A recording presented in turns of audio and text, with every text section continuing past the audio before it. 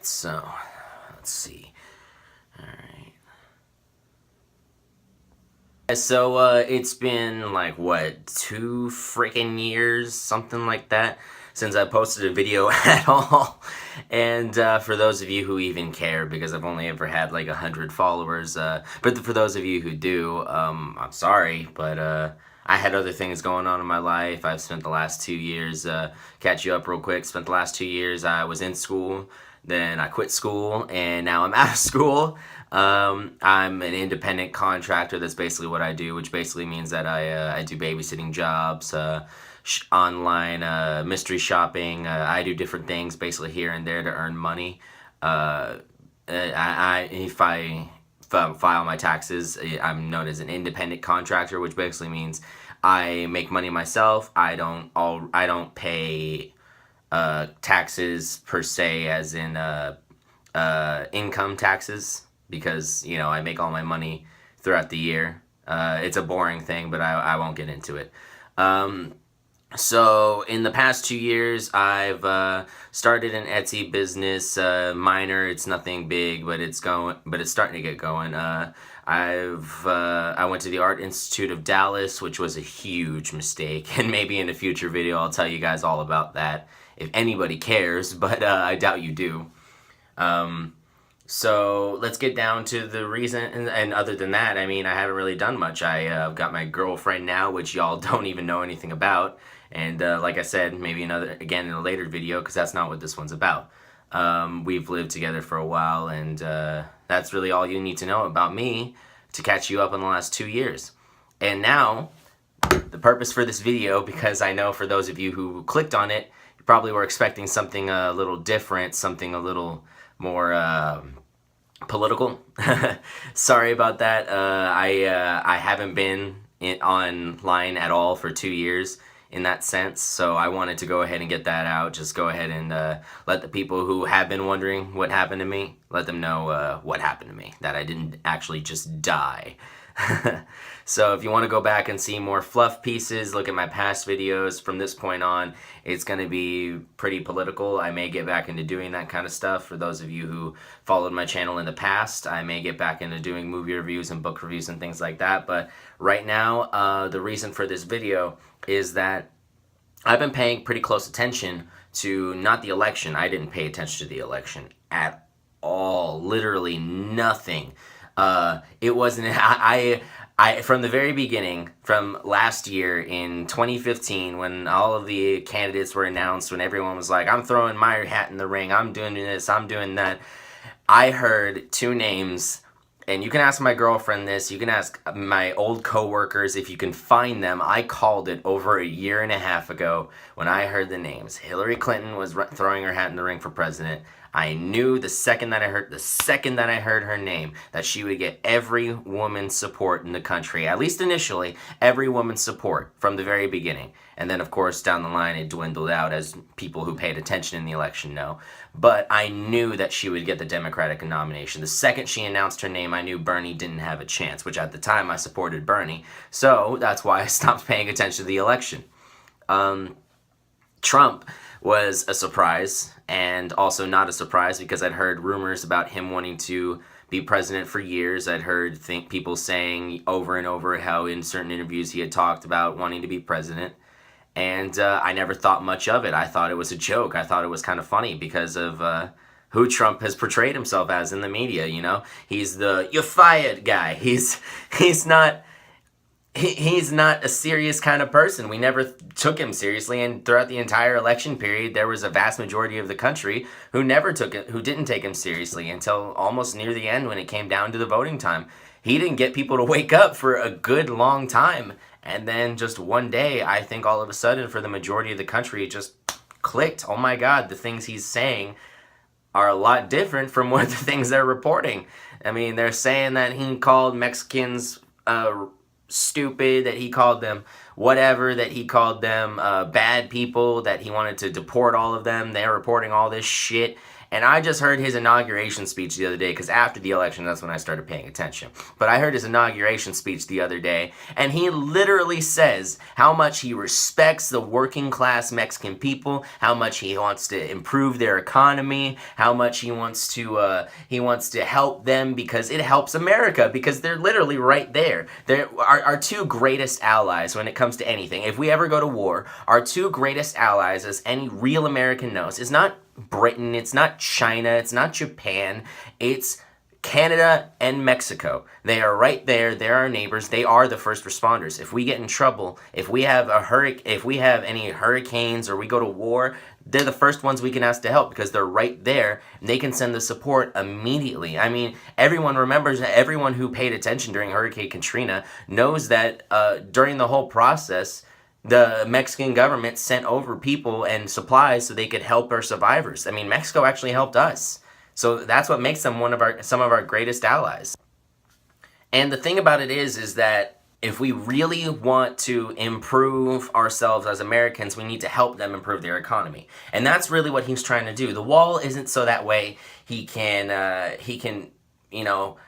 tell them that you can't do this, you can't come into our country, you can't be American simply because you're Mexican. No, he's trying to close our borders. He wants to help us become a better country. He wants us to help become a more powerful country. And in the end, he wants to help Mexico become a more powerful country, because Mexico has the same problem as us right now. Nobody pays attention to this. Mexico is a country without borders as well. I mean, look at them. They used to be such a great nation. They used to be so well respected. I mean, I live in Texas. I'm from San Antonio, Texas. I live in Dallas, Texas. I am a native-born Texan, and I've been a Texan all my life. So when it comes to knowing about Mexico, I'd say I'm pretty well informed. And they used to own Texas. We used to be a part of them. I know how great they used to be. And ever since basically the start of America, that's one of the places where they started to decline. People didn't want to live in Mexico or Canada or in Britain or anywhere else in the world, because they started wanting to come here because they could live however they wanted. They could be free. They didn't have to worry about what they said or did or believed. They could just be themselves. And that was such a great thing about America that, in my personal opinion, we've lost today.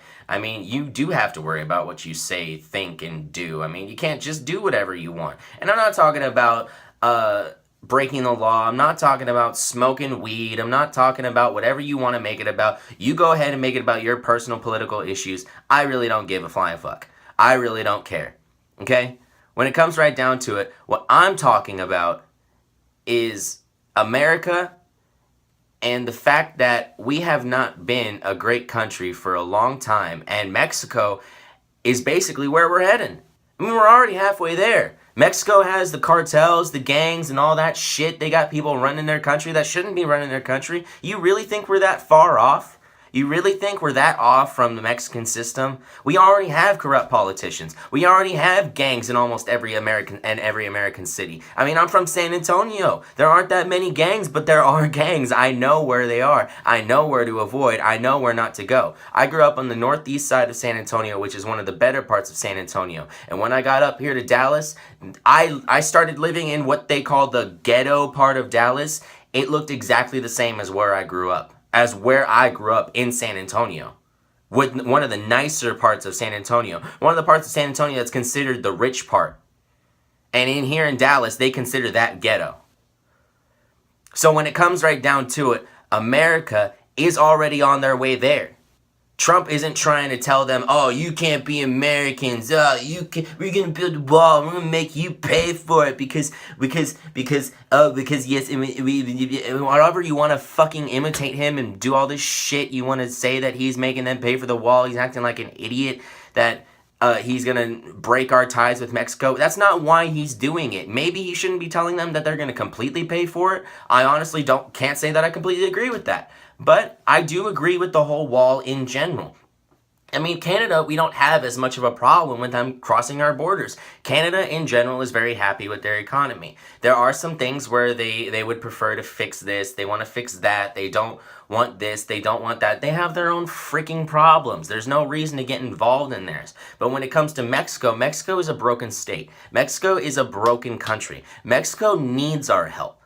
So when it comes right down to it, Trump is not trying to tell the people of Mexico, oh, we don't respect you, we don't want anything to do with you, we're telling you to get out of our country. No, he's trying to help them. Because how can the country of Mexico expect to get better if the people are just leaving? I mean, how can they expect to get better? How can the working class expect to get paid more? How can the gangs expect to stop being in control of everything if they're the only ones who live there? If it's a country of pure criminals, then what's the point?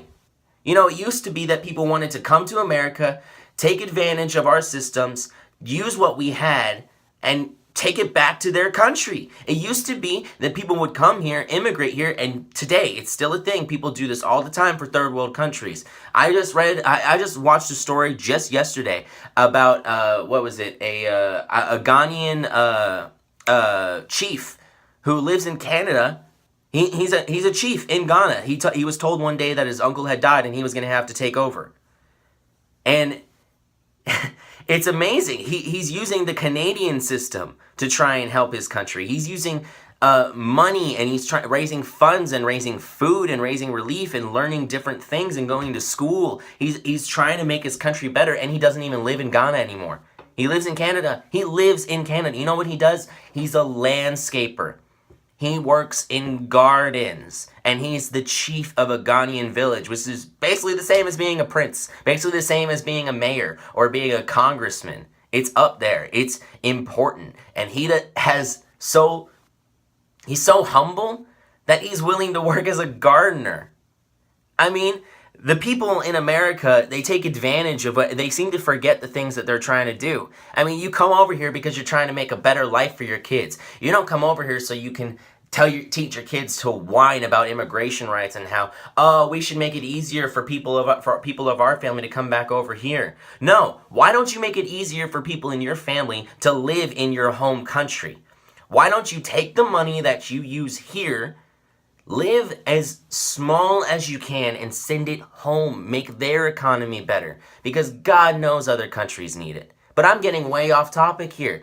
Okay, that has literally nothing to do with what I'm even talking about. I started this video because I wanted to let you know that I'm going to be getting back in YouTube, and the whole point of this video is to tell everyone I'm going to be expressing my opinions, because I've been watching channels like the Next News Network and InfoWars and other websites and independent people on YouTube who basically go to the protest rallies, go to different events, and people like Mayo I believe I'm pronouncing his name, Yiannopoulos. I could be getting that wrong.